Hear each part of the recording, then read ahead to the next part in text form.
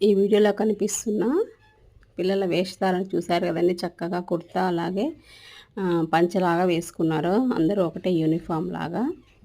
అలాగే వీరు జపమాలలు కూడా వేసుకున్నారు. జపం చేస్తూ ఉన్నారు. నేను వీరి వేషధారణ చూసి నాకు చాలా ముచ్చటేసింది. ఎక్కడికెళ్ళొస్తున్నారు నాన్న ఏంటి అని వీళ్ళని పలకరించాను. ఒక 10 నిమిషాలు మాట్లాడాననమాట. చక్కగా వీళ్ళందరూ గూడాను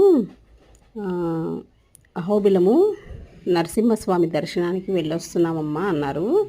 చక్కగా 10 నిమిషాలు మాట్లాడానండి. ఎక్కడా కూడా వీళ్ళు ఇంగ్లీష్ పదం అనేది వాడకుండా చక్కటి తెలుగులో మాట్లాడారు. అలా అని వీళ్ళేమి తెలుగులో చదువుకున్న పిల్లలేమి కాదు. ఐఐటీ ఎంప్లాయీస్ ఉన్నారు వీళ్ళల్లో.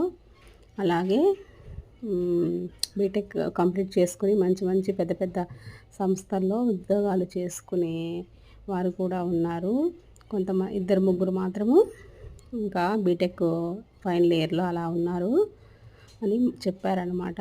వీళ్ళంతా కూడా ఇస్కాన్ టెంపుల్, హైదరాబాద్ ఇస్కాన్ టెంపుల్కి వెళ్ళడం వల్ల ఇలా భక్తి మార్గంలో ఉన్నామమ్మా మేమందరము అని చెప్పారు.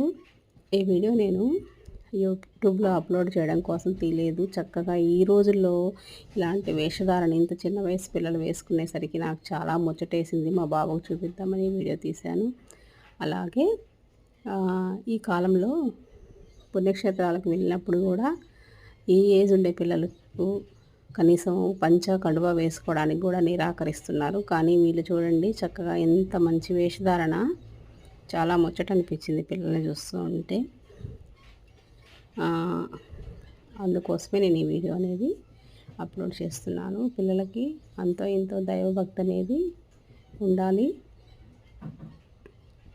వీళ్ళంతా కూడా చాలా మంచి ప్రవర్తనతో నాకు కనిపించారు.